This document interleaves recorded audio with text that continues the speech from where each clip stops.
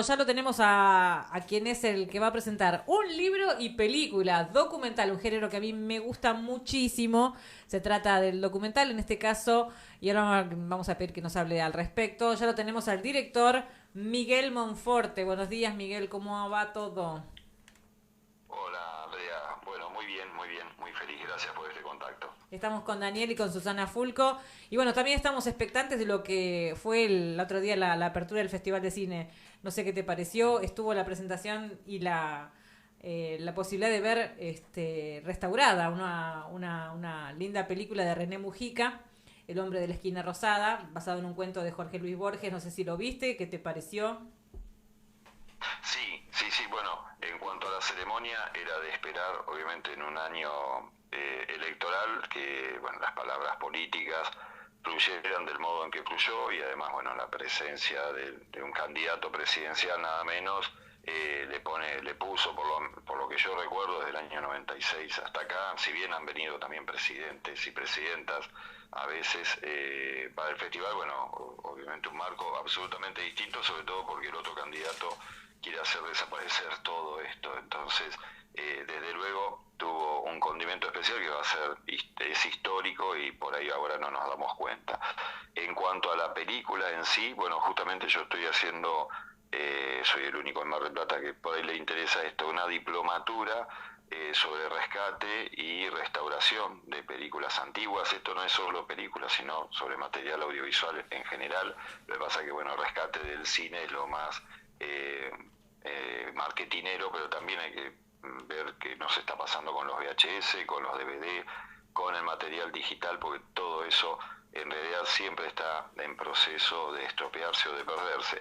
Y en el caso justamente con la gente con la que estoy haciendo la diplomatura, una parte de ellos fueron los que restauraron Hombre de la esquina rosada, que se vio que es un clásico que estaba despedazado, por decirlo de alguna manera. Se tomaron tramos de distintas copias, se recuperaron y se volvió a poner en funcionamiento tal cual como se vio por primera vez, digamos, la película.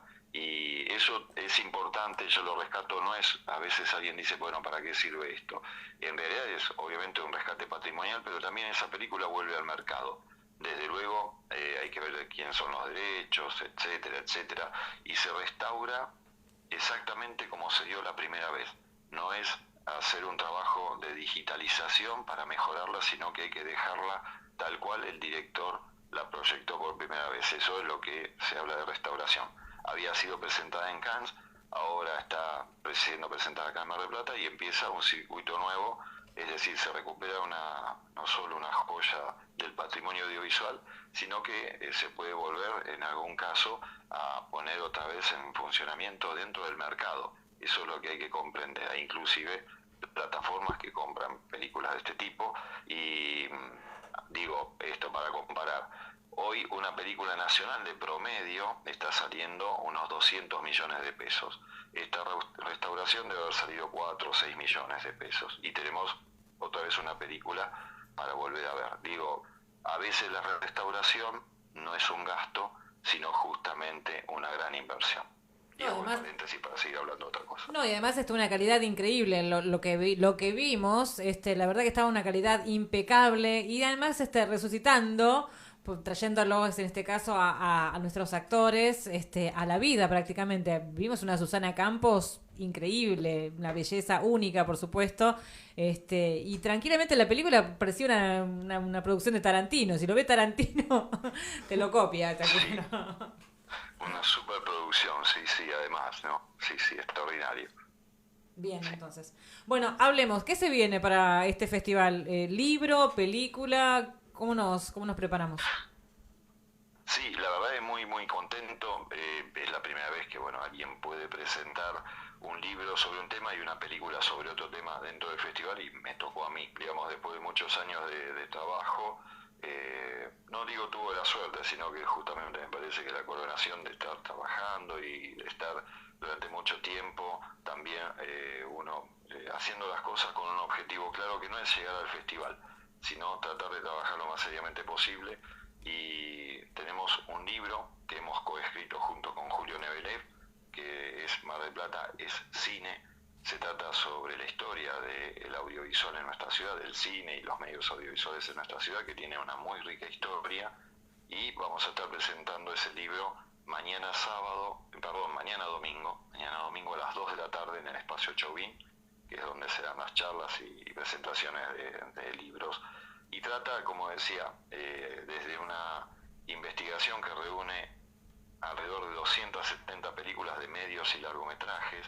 No hemos podido incluir ni series, ni miniseries, ni cortometrajes porque era inabarcable, pero bueno, a partir del análisis de ese material hacemos también un análisis de contenido, analizamos justamente contextos históricos y la evolución del audiovisual en nuestra ciudad. Primero Mar del Plata puesta en pantalla desde el cine mudo, hasta estos días en los que nuestros realizadores locales tienen mucho protagonismo, y también destacamos que hay 4 escuelas de cine en nuestra ciudad, algo absolutamente inédito, y en este momento tenemos unos 1000 estudiantes de cine, lo cual también nos pone a pensar qué trabajos harán o cómo se van a insertar laboralmente esas chicas y chicos, ¿no? ¿Seguimos con los cursos de videofactoría? Videofactoría, lamentablemente, con la pandemia se discontinuó. Ahora se retomaron otros talleres, pero mucho más reducidos. De todas maneras, también cuando este programa de la municipalidad, que era un taller de realización gratuito y anual, nosotros se puso en marcha hace unos 14 o 15 años, existía solamente un instituto privado para estudiar cine aquí. Así que de alguna manera también, si bien sigue teniendo su público, un taller corto, las carreras han venido un poco a reemplazar lo que nosotros hacíamos con ese taller, así que eso bienvenido, y habrá que readaptarse, ¿no? Ni más ni menos que en algo tan dinámico como el mundo audiovisual. No, y además que está creciendo muchísimo. Mar del Plata pronto va a contar con un polo tecnológico, así que ni hablar, ¿no? Seguramente ojalá que se ponga nuevamente en marcha. Yo fui una de las alumnas de videofactorías y la verdad que aprendí muchísimo contigo, con Marcos y con tantos otros más que nos lanzamos a esta hermosa aventura de escribir un guión, que no es nada fácil porque la peli arranca con un guión, un buen guión, y hay que saber escribirlo.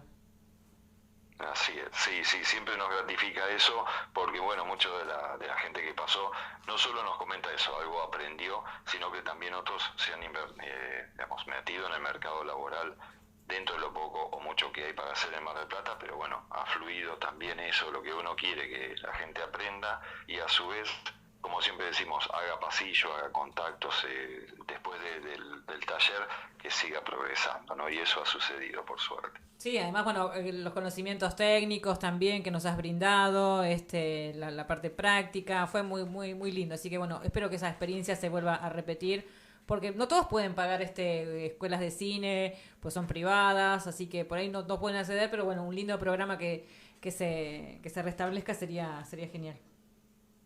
Sí, totalmente. Bueno, y después me acuerdo cuando presentaste Héroe Corriente, sobre los veteranos de Malvinas y la búsqueda, ¿no? De saber con la identidad de los cuerpos que yacen en el cementerio de Darwin.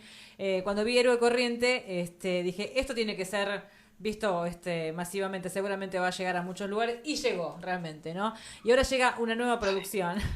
Ahora llega una nueva producción, un nuevo documental que será presentado.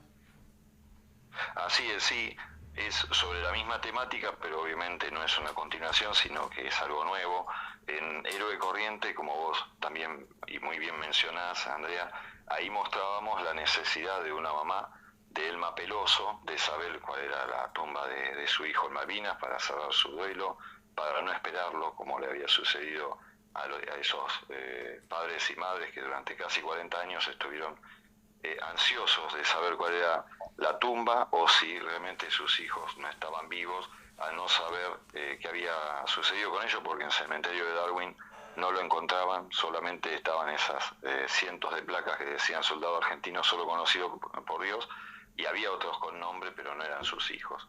Esa necesidad, gracias justamente a un veterano de guerra, Julio Aro, que cuando regresó a las Malvinas vio eso en el cementerio de Darwin y lo impactó, y al volver al continente se puso esta tarea en 2008-2009, se propuso esta tarea que era titánica, ¿no? De ver si se le podía devolver la identidad a esos héroes, y de a poco, bueno, fue golpeando puertas, empezamos a aprender aquellos que éramos amigos de Julio también, de todo lo que él traía como información, y ante una recomendación del equipo argentino de antropología forense, formamos acá una institución para darle justamente fuerza institucional a este proyecto, y ahí nació la Fundación No Me Olvides, que está constituida por veteranos de guerra, padres y madres de caídos, y también por ciudadanos de a pie que nos interesa la causa Malvinas. Impulsamos este proyecto de restitución de identidades, costó mucho, y al principio sobre todo hubo mucha reticencia, la gente desconfiaba, pero bueno, la primera mamá que confió en este proyecto fue justamente esa mamá correntina, Elma Peloso, y también tuvimos, digamos, el gusto de que sea Gabino Ruiz Díaz, su hijo, uno de los primeros reconocidos. Mirá. Esto, bueno, al día de hoy tenemos 120 ya reconocidos, ¿no? Y en el medio pudimos, o el gobierno nacional, junto con empresarios de la Argentina, por supuesto con el acuerdo con Gran Bretaña y la Cruz Roja Internacional, etcétera, ya cientos de familiares pudieron ir a visitar la tumba de sus hijos y cerrar sus duelos, pero en el transcurso de estos años Elma Peloso perdió sus 2 piernas por diabetes, así que no pudo hacer esos viajes incómodos, multitudinarios, y bueno, nos propusimos, porque su deseo a los 80 años era visitar la tumba de Gabino, ahora reconocida, y nos propusimos mediante una campaña que duró prácticamente un año aquí en Mar del Plata, reunir el dinero, y se pudo llevar en un viaje privado a Elma, y vio la tumba de su hijo y cerró finalmente su ciclo, su duelo, ese dolor que debe ser algo que la angustia sigue, pero por lo menos con un poquito de paz. Y en el proceso mostramos, bueno, esto de cómo se deja el dolor de lado, y uno tiene que transformar en algún momento el horror de la guerra en algo de amor para poder superarlo, ¿no? Y hay muchas cuestiones que tienen que ver con la relación con los ingleses que ahí mostramos, y algunas entendemos que son insuperables, pero me parece que en el fondo, cuando la gente dialoga, no se tendría que llegar nunca a un conflicto armado, ¿no? Y sobre todo tratamos eso, que hoy que siguen las guerras, reflexionar que eso no sirve para nada, pero bueno, está muy lejos de nosotros detenerla, pero por lo menos hacemos este aporte con este documental. No, y además en Héroe Corriente se mostraba la cooperación de los veteranos de guerra del lado británico, cómo cooperaron para que eso se pudiese llevar a cabo. Sí, y acá, bueno, se termina de testimoniar eso, la tarea, sobre todo en principio de Jeffrey Cardoso, el coronel, que en ese momento era capitán, que no combatió en Malvinas, sino que llegó después de la guerra y tuvo a su cargo hacer el cementerio de Darwin, donde están inhumados nuestros héroes, y él fue el encargado de darle, justamente, los enterró con honores militares y religiosos, cosa que nos enteramos nosotros muchos años después. Todo eso nos había sido oculto, y a su vez había elaborado un completo informe con todos aquellos que no pudo reconocer. Entre los datos que obtuvo, porque no tenían la gran mayoría la chapita militar que le da la identidad, nadie va a la guerra con el documento de identidad, digamos, sino que hay una chapita militar identificatoria que la mayoría de nuestros caídos no la tenían por distintos motivos, y ahí a Cardoso se le queman los papeles, digamos, él no los puede reconocer, pero bueno, en ese documento toma pelos y señales de cada uno, y entre toda esa documentación había, bueno, un joven que estaba descrito, su uniforme, más o menos su edad, las cartas que contenía y demás, y había un número que ese joven había escrito con lapicera en un papelito, y Cardoso lo copió. Simplemente en el informe para él no representaba nada, pero dijo, encontré este papelito y decía tal cosa, y era el documento nacional de identidad de Gabino Ruiz Díaz, y a partir de ahí la fundación pudo llegar a Elma Peloso. Pero bueno, sí, los británicos fueron muy importantes, porque obviamente hubo que hacer, y tienen más claro también todo lo que tiene que ver con la posguerra y el padecimiento, porque ellos lo padecen igual que los combatientes nuestros, ¿no? Y tienen hasta la misma necesidad, y esto porque lo he visto, de venir a la Argentina a darle la mano a sus antiguos enemigos para sentir algo de paz. Ellos tuvieron la misma cantidad de suicidios que nuestros muchachos, porque la guerra en realidad no es, por más que alguien diga es un profesional de la guerra, es un profesional militar, las guerras son horrorosas para cualquiera. Entonces me parece que eso es lo que más tenemos que entender. Pero bueno, insisto, no es fácil, porque sigue la disputa de la soberanía de nuestras islas, que son nuestras, y bueno, pero habrá que enseñarle a las nuevas generaciones que tienen que ir al diálogo y a la parte diplomática para lograr la restitución, ¿no? Miguel, buenos días, Daniel te saluda. Un gusto, Daniel, ¿cómo estás? Bien, recién diste un dato que me llamó poderosamente la atención, que tiene que ver con la identificación del combatiente, que en la jerga se conoce como la medalla del perro. Y sí, porque se corta, se parte, queda una en el cuerpo y la otra se la lleva el oficial al mando, ¿no? El oficial de pelotón. ¿Eso se vio en muchos combatientes o fue solamente en algunos lugares? En el caso nuestro, bueno, Cardoso no pudo identificar prácticamente 120, que son los que nosotros tenemos reidentificados, ahora faltan 4. En algunos casos es cierto que eran soldados profesionales que, bueno, esto es un poco cruento y a veces nosotros tratamos de salir de ese lugar, pero por ahí es un helicóptero que cayó por medio de un misil y obviamente esos cuerpos, la chapita por ahí hubiese sobrevivido, pero realmente ahí no se podía conseguir la identidad. Pero en la gran mayoría no lo tenían, o lo tenían atado con un simple cordón. Bueno, fue como todo lo que sucedió en Malvinas, ¿no? Demasiado apurado, y algunos de los muchachos sobrevivientes, ¿no? Los excombatientes hoy en día cuentan que le dieron la chapita en la mano y ellos por ahí con el cordón de un zapato se la colgaban al cuello, pero al menor movimiento brusco la perdían. Entonces muchos dicen, creo que Julio mismo dice, yo no tenía esa chapita, no sé ni dónde la tenía. O sea, para mí no fue nunca importante eso, ni sabía cuál era su valor, ni me lo habían enseñado. Por lo tanto, si hubiese muerto en combate, también yo sería un soldado desconocido, ¿no? Eso Solo conocido claro por Dios. Julio. Exactamente. Exacto. Mira, en mi caso personal yo todavía guardo la chapita. Claro, sí, por eso, bueno, pero es eso, hay historias e historias, ¿no? Hay miles de historias Cientos de historias que no se van a terminar nunca, ¿no? Porque sí, siempre encontrás una con otra y siempre exacto. hay de dónde seguir investigando. Y esto que hizo Jeffrey Cardoso, la verdad que fue el elegido, vamos a decirlo así, le toca a él y ha cerrado el ciclo de muchas familias de un lado y del otro, ¿no? Sí, totalmente. Además, él, si bien tenía que hacer un informe, no tenía la obligación de hacerlo tan completo, porque bueno, eso es la misión que tiene luego la gente que hace la inhumación luego de los cuerpos, que es una tarea humanitaria, no dejar los cuerpos al aire libre para que se pudran, digamos, sino de elegir un lugar para hacer el cementerio, etcétera, bajo reglas internacionales. Pero bueno, el informe de él excedió eso en una época donde además los exámenes de ADN no se hacían. O sea, estamos hablando de 40 años atrás.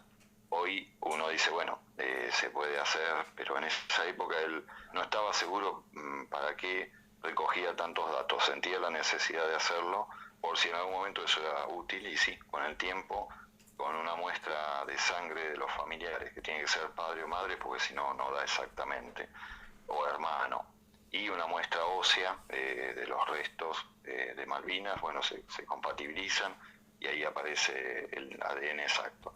Y esto ha constituido a nivel mundial, más allá de la postulación de Julio y de Jeffrey al Nobel de la Paz por parte de la Universidad Nacional de Mar del Plata, se hizo un protocolo internacional con toda esta tarea que se puede utilizar ahora en cualquier lado, porque en todo el mundo lamentablemente está lleno de lugares con combatientes sin nombre, ¿no? Pero antes no se le prestaba atención, se asumía que era así, y ahora, bueno, está también esta posibilidad de ver quiénes están caídos y poder informarle como corresponde, por lo menos a los familiares, que son los que muchas veces quedan como en angustia, como cualquier familiar de desaparecido, diciendo, bueno, ¿dónde está? No puedo cerrar mi duelo si no sé dónde está, ¿no? Eso es parte de nuestro pasado en muchos sentidos. Impresionante, ¿no? Que el ADN que fue descubierto en el año 1953 sirvió para que en un conflicto como en el año 82 Jeffrey Cardoso pudiera darle uso en algo de gran trascendencia mundial, vamos a decirlo, y que va a seguir hablando de todo esto. Miguel, Sí. gracias por este aporte que me hiciste en cuanto a conocimiento y datos que desconocía. Bueno, no, muchísimas gracias a ustedes por el espacio. El documental se va a dar el día lunes y el día jueves Por suerte, hemos agotado las entradas ya, pero bueno, esto, el marco del festival para nosotros es un gran lanzamiento, así que en principio estamos pidiendo una nueva proyección, cosa que va a ser muy difícil, pero si no, por supuesto, antes de fin de año vamos a estar proyectándolo nuevamente para, no solo para ver el documental, que es de carácter independiente, entonces está destinado a un encuentro con el público y a dialogar después, sino sobre todo para, un poco como decía Andrea al principio, empezar un camino ahora de que se trate de ver de todas las formas posibles, ¿no? ¿Esperás alguna mención o algo el día de la premiación? No, porque yo no quiero que entre en competencia, no me gusta que este tipo de trabajos entren en competencia, así que bueno, eso fue, no es una condición, el festival decide, pero bueno, me puse muy contento cuando no entró en ninguna competencia, me parece que Al yo no contrario. hago cine para competir, claro, da obviamente prestigio y qué sé yo, Pero sí, ni hablar. para mí el cine tiene otro sentido, sí, así que no, iré a mirar y Ver la reacción de la gente, ¿no? premiaciones. Ver la reacción de la gente, ¿no? En los comentarios finales. ¿Cómo? Perdón, no te escuché. Digo, para ver y observar la reacción de la gente, ¿no? Ante semejante historia. Sí, además siempre los premios, bueno, yo estoy en el mundo del cine hace mucho, soy coordinador de jurados, he participado de jurados, en este momento estoy de jurado en otros festivales y demás. Es siempre relativo, siempre, no es porque haya coimas de ningún tipo, pero muchas veces uno pone la mirada, por ahí hay una película que arrasa con todo, entonces uno empieza a decir, no le podemos dar 8 premios a este, repartamos un poco, porque los demás también han hecho un esfuerzo, entonces a veces lo de los premios es muy relativo, ¿no? En todo sentido, aunque por supuesto el que compite está muy bien que desee alzarse con algo, pero ya digo, yo no hago un cine para competir, a mí me encanta que la gente vaya y vea la peli, eso es lo principal, ¿no? Si hay un conflicto, hay historia, dijo en su momento, en las clases decía Miguel Monforte, cada vez que hacía sus ciclos de videofactoría. Así que, bueno, imagino que el documental es el género que más te gusta, ¿no? Porque ya varias veces lo has hecho, ¿no? ¿Pensás trabajar con actores? Porque esta vez es un... Me encanta, sí. ¿En serio? Lleva un presupuesto que yo no soy bueno, ni tampoco tengo la paciencia de andar esperando que me den esos 200 millones de pesos que sale una película. No soy bueno armando carpetas y esperando 4 o 5 años a que aparezca el dinero. Entonces el documental me calma mi pulsión por filmar y contar historias. Esta película contiene, este documental, registros que son propios. Yo desde adentro, digamos, de la fundación he ido registrando de todo y tiene un registro de hace 10 años. Cuando uno le pide plata al Estado, en un plan de fomento, ellos te dan un plazo. Imagínense si yo le digo, bueno, me prestan plata o me dan plata, un subsidio, y dentro de 10 años le termino una película, obviamente me sacan a patadas y está muy bien. Pero sí, me encantaría. Tengo hasta varios argumentos de ficción que se me han ido ocurriendo escritos y me encantaría en algún momento encarar algo, pero ya digo, se necesita plata porque si no, a esta altura, la edad que tiene uno, pedir muchos favores me da cierta vergüenza, cierto pudor. Si es un cortometraje, algo que uno resuelve rápidamente, sí, pero pedirle a la gente que se encolumne durante meses detrás de un proyecto y que yo no pueda pagarle, no me pone feliz. Así que por eso seguimos por el camino documental. Bien, ¿y cine o plataformas? Para mí es lo mismo, todas las ventanas posibles de exhibición me parecen fantásticas. Mis películas anteriores, a pesar de ser independientes, están en Cinear Play, que es la plataforma de contenido argentino, y en algunas otras más chicas, pero para mí el encuentro con el público tiene que darse de todas maneras, hasta la computadora llegó. El celular ya me parece que es una opción demasiado reducida para ver material audiovisual, a menos que se haya producido para ese formato. Pero después me parece que todo es valioso. Acá después tenemos una gran discusión, el acceso a las plataformas, que son todas yanquis. Ellos no dejan, hacen grandes negocios con la cinematografía de todos los países o con las producciones de series, y no están dejando ningún impuesto como deberían. Bueno, hay un montón de discusiones que son aparte, pero es muy difícil llegar a una plataforma pero la posibilidad que uno tenga de hacer que la peli se encuentre con el público, para mí siempre es bienvenida. Bien. ¿La pregunta?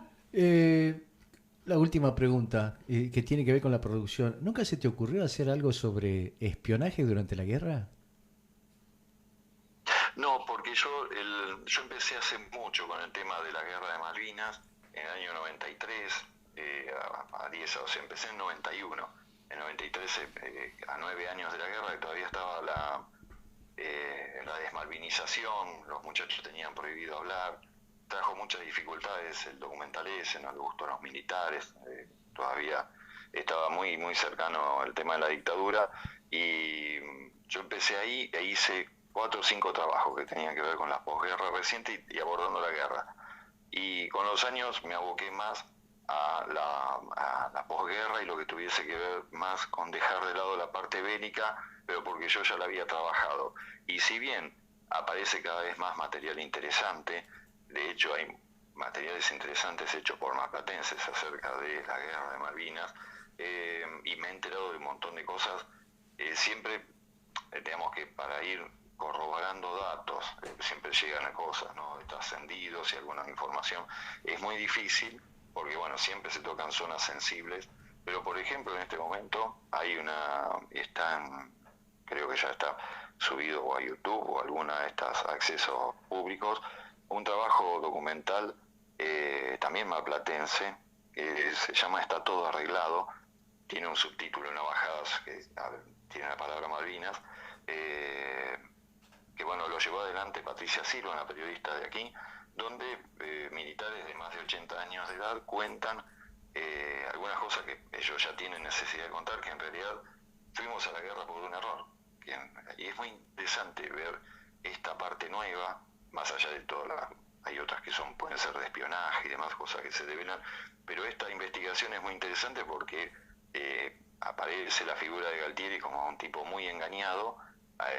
Digamos, Margaret Thatcher necesitaba, o quienes tenían a su cargo la flota británica, que eran 1000 buques, y la Thatcher los quería vender o hundir, digamos, porque no los podía mantener, planifican en una estrategia con Galtieri, todo eso se cuenta en este documental, no es una idea mía, para que se haga esto como una toma de las Malvinas, se lo obliga a negociar en Naciones Unidas el tema de la soberanía, y ahí digamos que Thatcher tendría que entender que la flota no es algo vendible, sino que siempre es algo útil.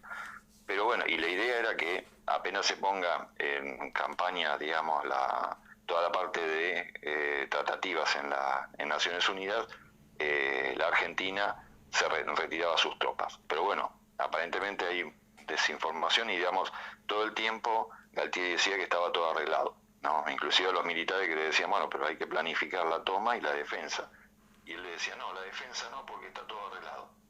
Y en el medio se toman las Malvinas con una operación muy exitosa militarmente, pero después empiezan los tiros. Evidentemente alguien no se enteró que había que ir a negociar sin derramamiento de sangre y todo salió mal.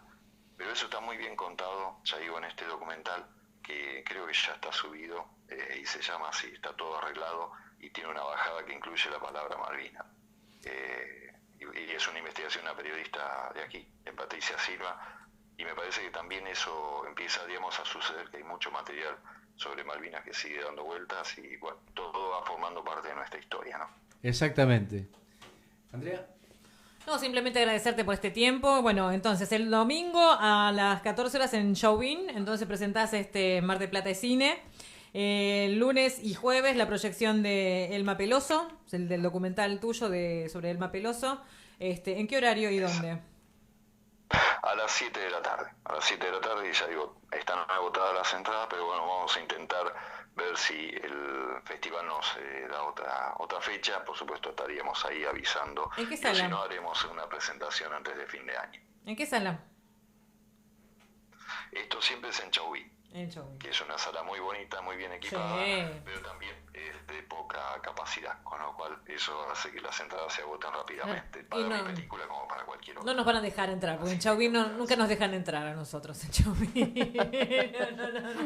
No tenemos buena onda. En Chauvin siempre Nos echaron flea. siempre nos echan, siempre nos sacan rajando en Chauvin. No, ustedes son oscuritos, acá no.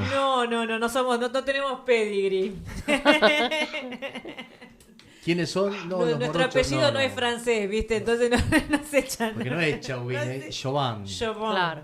Claro. Entonces cuando no pronunciamos bien el francés, chao, Dice, afuera. estos no son periodistas. Dice. Chirusaje afuera. Váyanse. No sé, posta, es verdad, ¿eh? El posta esto. Miguel, gracias por este hermoso espacio-tiempo que compartimos contigo. No, al contrario, el agradecido soy yo por el encuentro con los oyentes, y bueno, ahí estaremos encontrándonos o en el cine, o en la presentación del libro, o en alguna otra oportunidad. Seguro que nos vamos a encontrar en otro momento, porque esto, como bien te dije la otra vez, sin verlo en este caso, pues ya conozco el producto, esto seguramente va a trascender el ámbito de lo cinematográfico y el ámbito de este festival. Seguramente va a ir a las aulas y seguramente va a llegar a las grandes plataformas, sobre todo de audiencia nacional. E internacional también, ¿no? Sí, eso pretendemos, sí. Muchísimas Estamos en gracias. eso, así que muy acertado. Muchísimas gracias por tu tiempo.